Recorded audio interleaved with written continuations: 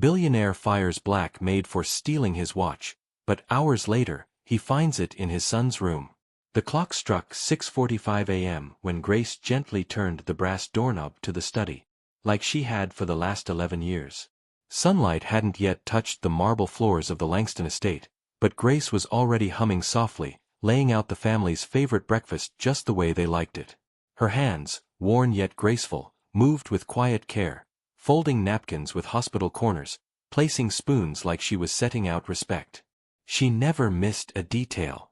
She didn't see it coming, not that morning, or ever.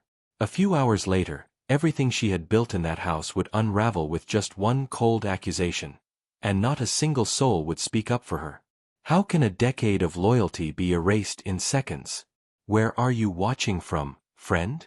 Grace had started working for the Langston family just after her 48th birthday.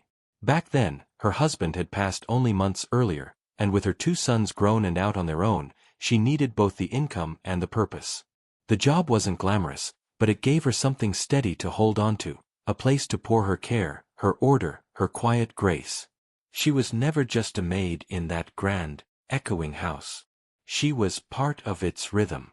It was Grace who remembered exactly how Mr. Langston liked his coffee. French press, 2 sugars, stirred not shaken.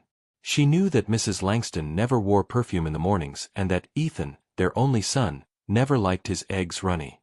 Over time, it wasn't just a job. It was her quiet world, built on trust and care. The Langstons were wealthy beyond measure.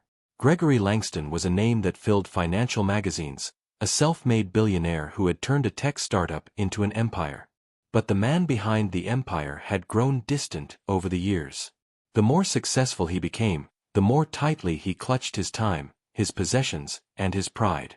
Still, Grace had seen glimmers of the kind man he used to be, like when he brought her chicken soup during a flu spell, or when he let her take days off to visit her sister in Memphis.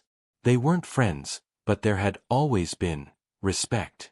Or so she thought. Then came the party. It was Ethan's birthday, his 18th. The house had been turned inside out with decorations and music and the sound of too many teenagers trying to act like grown-ups. Grace had spent the entire afternoon preparing hors d'oeuvres and cleaning up after careless sneakers. She didn't complain. She'd seen Ethan grow up from a gap-toothed second grader to this tall, swaggering young man. In many ways, she still saw that little boy who used to ask her to tie his shoes when the laces got tricky. After the party died down and the last of the laughter drifted out the French doors, Grace moved through the house like always, picking up bottles, folding blankets, making everything whole again. The next morning, everything changed. She was wiping down the banister when Mr. Langston's voice cut through the stillness. Sharp, cold. Grace. In the study. Now. She walked in slowly, instinctively wiping her hands on her apron. Mr. Langston stood behind his desk, a deep frown etched into his face. His eyes didn't meet hers. "My Rolex is missing," he said, each word clipped. "The one I wore last night. It's gone." Grace blinked. "I'm sorry, sir. I haven't seen it." He held up a hand to cut her off. "Ethan says he left it on the bathroom counter after the party. This morning, it's gone. You were the only one here overnight. The cameras don't cover that side of the upstairs." Grace's throat tightened. "Mr. Langston, I would never." "I trusted you," he said, his voice rising slightly. 11 years, Grace. And this is how you repay us." The room spun slightly. She felt dizzy with disbelief. "Sir, I don't even wear a watch. You know me." But it didn't matter. His mind was made up. No police, no investigation, no question, just judgment. "You'll leave quietly," he said. "We won't involve authorities. But I don't want to see you in this house again." And just like that, the walls that had once felt like a second home suddenly became a place she wasn't welcome. Grace stood in stunned silence. Her hands, the same hands that had mended Ethan's torn uniforms and polished that very desk to a shine, now trembled at her sides. She left without a word, swallowing the rising shame in her throat. She didn't plead. didn't beg. She knew what it meant to carry dignity, even when the world tried to strip it from her. Back in her small apartment on the south side of town, she placed her work shoes in the corner, same spot as always, and sat on the edge of her bed, staring at the blank wall. She couldn't cry. Not yet. She just sat there in the silence of betrayal, letting the stillness wrap around her like an old, frayed coat. Meanwhile, back at the Langston estate, the sun was starting to warm the patio bricks.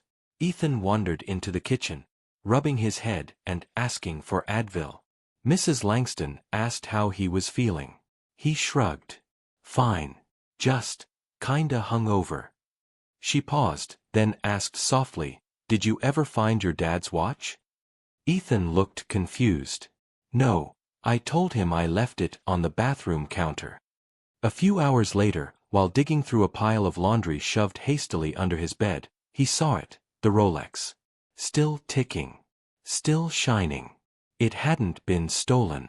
He had hidden it in a rush during the party, afraid his friends might see it and mess with it. Then he'd forgotten. The shame hit him like a brick wall. He ran to his father, holding the watch out with trembling hands. "Dad, I found it." Mr. Langston stared at it, silent. The weight of what he had done began to settle in. Grace hadn't taken anything. She never had. He had thrown away more than a maid. He had thrown away a woman who had been like family. And he had done it without a second thought. He knew what he had to do. But he didn't know yet what Grace would say when he showed up at her door. Gregory Langston had sat through $100 billion decisions in boardrooms that smelled like power and polish. But none of them left him feeling like this. The Rolex, once proudly gifted to him by his late father, now sat on his desk like an accusation. No amount of polished gold could dull the sharp edge of guilt pressing against his chest. He didn't sleep that night. Instead, he stood by the window, staring out at the quiet lawn where Grace used to walk every morning, humming low gospel tunes, her apron always freshly pressed. He kept thinking about how she'd never argued, never raised her voice, never once tried to defend herself beyond a gentle denial. She hadn't needed to, her entire life in that house had spoken for her. And he hadn't listened. Ethan sat in the doorway, fiddling with the hem of his hoodie. "Dad, are you gonna tell her?" Gregory's jaw tightened. "I have to. Do you think she'll forgive you?" Gregory didn't answer. Deep down, he wasn't sure he deserved forgiveness. The next morning, he drove across town. It had been years since Gregory had stepped foot in this part of the city. The roads here weren't lined with imported stone or pristine hedges, they cracked under the weight of too many winters. Grace lived in a small brick building tucked between a shuttered corner store and a beauty salon with peeling paint on the door. It wasn't unsafe, but it was a world away from the manicured perfection of his own estate. He stood outside her door for a long time, rehearsing the words. But when Grace opened the door and their eyes met, hers quiet, tired, but not surprised, all the speeches dissolved. "Grace," he said, the word catching in his throat. I found the watch. My son did. You didn't take it. You never did." She didn't flinch. She didn't fold her arms or step back. She just stood there, calm and still. "I'm so sorry," he added, voice cracking. "I accused you. I humiliated you. After everything you gave our family. I don't have an excuse. I can't believe I did that to you." For a moment, there was only the hum of a neighbor's radio through the wall. Then Grace spoke, her voice even. "You believed the worst of me," she said. "And you didn't even ask." Gregory nodded, eyes stinging. "You're right. You raised Ethan to be honest, to stand up for what's right," she continued. "But when it came to me, you didn't ask, Greg. You didn't ask." He felt the weight of her words press into him like bricks. "I want to make this right." Grace tilted her head slightly. "Can you?" He looked around her small apartment, the simple furniture, the lace doilies on the armrests, a photograph of her 2 sons on the mantel. He knew money wouldn't fix this. But maybe, just maybe, something else might. I know I can't undo what I did, he said softly. But I want to start by saying it where it matters. In front of my family. In front of Ethan. Would you come back? Not to work. Just come to dinner. Let me say it to your face. Properly. Grace looked at him, searching his face for something real. And finally, she gave the smallest nod. I'm not coming back to work for you, Mr. Langston. But I'll hear what you have to say. That evening, the Langston house felt different. No staff bustled through the hallways. No white linen table settings or French cheese boards.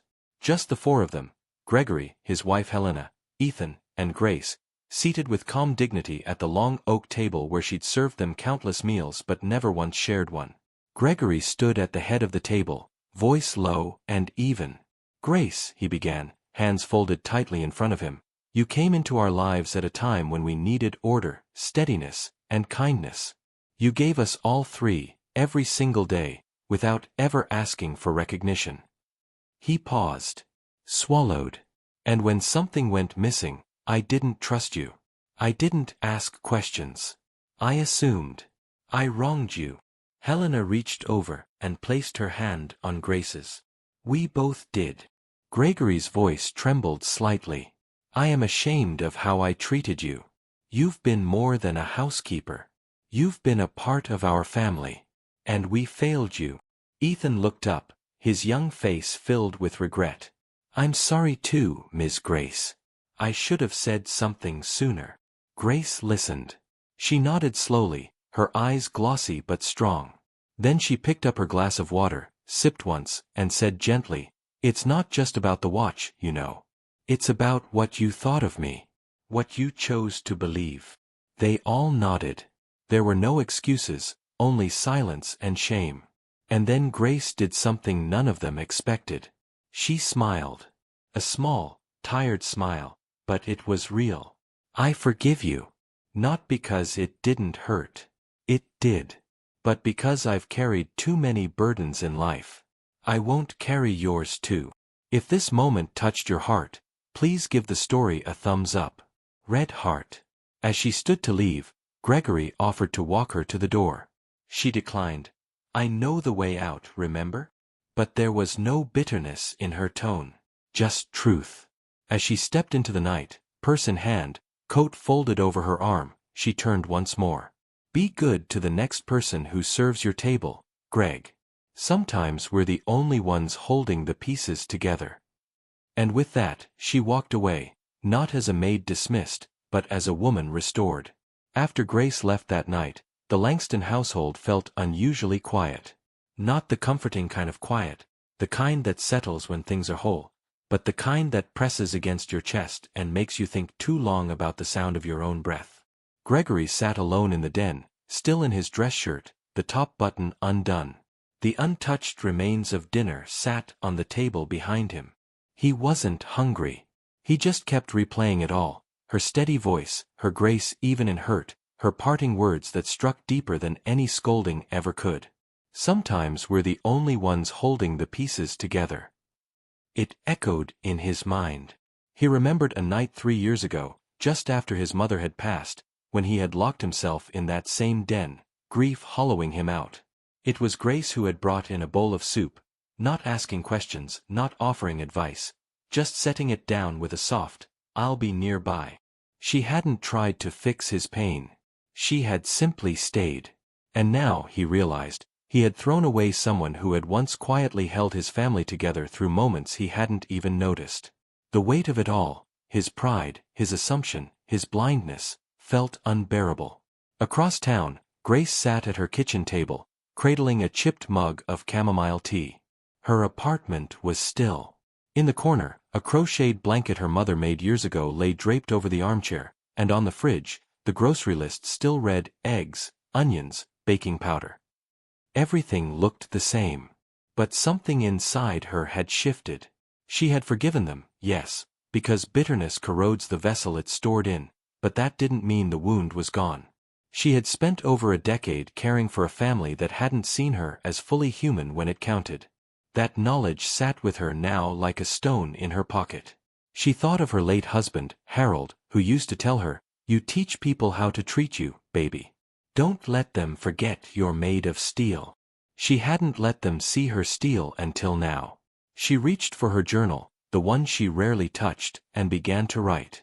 Forgiveness doesn't mean I go back to small. I forgave because I am bigger than what they did. But I won't ever let myself be unseen again. The next morning, Gregory did something he hadn't done in years. He called into his office and said he wouldn't be coming. No explanation. No meeting reschedule.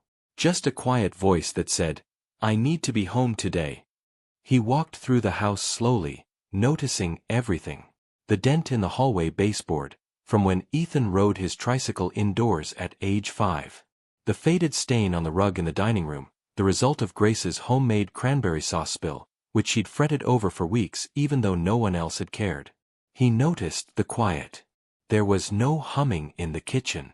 No warm scent of biscuits in the oven. No sound of slippers crossing the tile before sunrise. Helena found him standing by the back door, looking out over the garden. "I can't stop thinking about her," he said softly. "What she carried. What we missed." Helena nodded. "I think we've all done some soul-searching." Then, in a small voice, she added, "I've asked around. Her old church is having a community dinner this Sunday. She helps cook." Gregory turned to look at her. "Do you think she'd want to see us there?" "I don't know," Helena said. "But maybe it's not about what she wants. Maybe it's about showing up anyway, not for redemption, but for respect."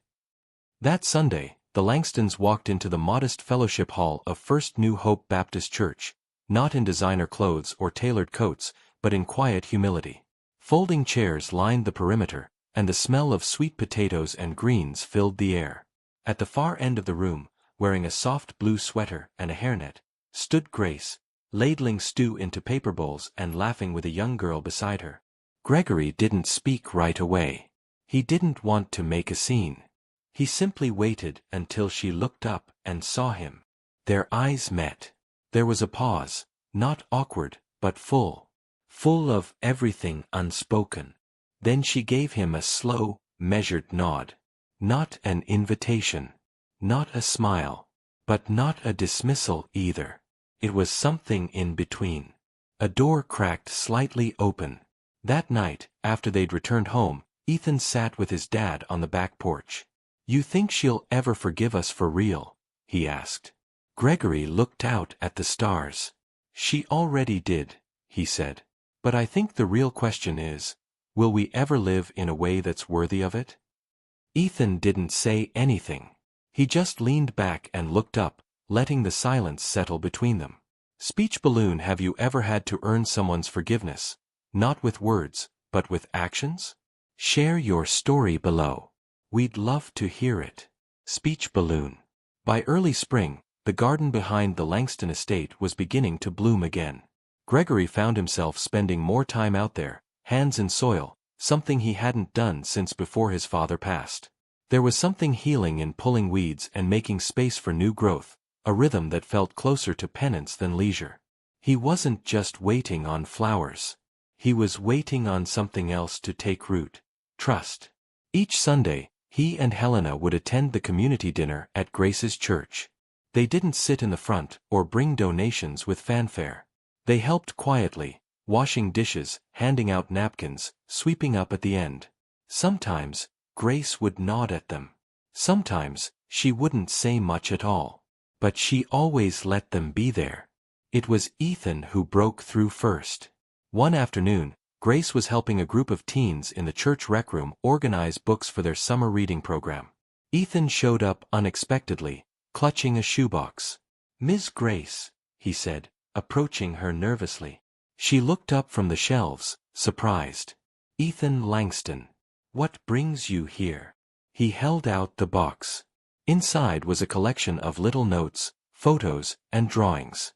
I made this. It's from all the stuff I remembered you doing for me and my sister growing up. Like when I had that asthma attack and you stayed with me while Mom was out of town. Or the time you sewed my baseball jersey when it ripped. I never said thank you.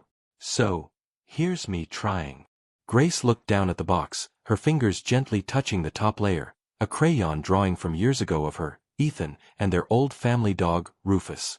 Her voice caught. You remembered all this? I didn't forget, Ethan said. I just didn't say anything when it mattered. Grace looked at him for a long moment. Then she reached forward and pulled him into a quiet, heartfelt hug. I always knew you had a good heart, she whispered. Just had to grow into it. Back at home that night, Ethan told his dad, she hugged me. It wasn't like everything was okay, but it wasn't like she hated me either. Gregory nodded slowly. Then maybe there's still a chance. He made a decision that night. 2 weeks later, Gregory stood in front of the full Langston staff, the ones who had worked in silence, seen what happened to Grace, and feared what might happen to them if they ever slipped up. He cleared his throat. I want to apologize, he said, looking each of them in the eye. What I did to Grace was wrong. And worse, it showed you all that your loyalty might not matter. That your dignity could be taken away in a second. I can't change what I did. But I can change how I lead from this day forward. The room was silent, but the air shifted. A few nods, a few wide eyes. It wasn't forgiveness yet, but it was a start. Gregory followed it with something more permanent, a new policy, signed and implemented across all his homes and properties. Every domestic employee would now receive benefits, paid time off, and a formalized grievance process that gave them a voice. It's not charity, he told the estate manager. It's overdue. That Sunday, Grace didn't just nod at him across the church hall. She walked up, arms folded, and said, So I hear you're making some real changes. Gregory smiled gently. Trying to. Doesn't feel like enough. Maybe not, she replied. But it feels honest. He reached into his pocket and pulled out a small envelope. This isn't payment. It's not hush money. It's something I should have done years ago. Grace opened it. Inside was a scholarship deed, in her name, for a domestic workers' training and education fund. It covered courses, certifications, and even GED completion for those who wanted it. Any woman who's ever worked in a kitchen, a laundry room, a nursery, they deserve more than a paycheck, Gregory said. They deserve opportunity. Grace's eyes welled up. You remembered what I told you once, about wanting to teach? You would have made a great teacher, he said. You still can. Grace looked at the paper again, then folded it neatly. I'll think about it. That evening, as twilight turned the sky soft pink, Grace sat on her stoop with her neighbor, Mrs. Della. You believe him? Della asked. Grace sipped her tea. I believe he's trying. Della raised an eyebrow.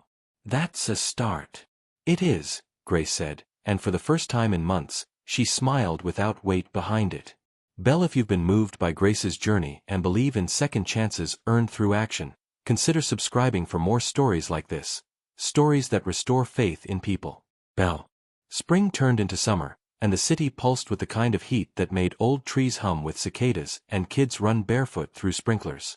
At First New Hope Baptist, the community center buzzed with preparation for the annual appreciation dinner, a celebration of volunteers, mentors, and those who quietly carried others. Grace's name was on that list this year. But when the announcer called her to the stage, she didn't rise right away. She sat still for a moment, eyes closed, hands resting gently on her lap. Then she stood, slow and steady. Applause rose as she walked toward the podium, not as a maid, not as someone wronged, but as a woman respected. When she reached the microphone, she glanced over the crowd and paused. My name is Grace Holloway, she began, and I used to think my work only mattered if it was noticed. If someone said thank you. But I've learned something since then. She looked toward the back, where Gregory, Helena, and Ethan sat, eyes shining. It matters because I showed up. Because I chose to care. Even when I was unseen. There wasn't a dry eye in the room.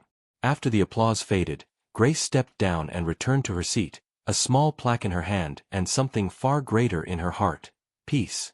The following week, She posted something new above her kitchen table. Not just the plaque, but a letter. It was handwritten by Ethan. "You didn't just work in our house. You helped raise me. And I'll never forget it again." Grace read it once each morning. Not out of vanity, but as a reminder that healing can happen in unexpected ways, even through those who once hurt us.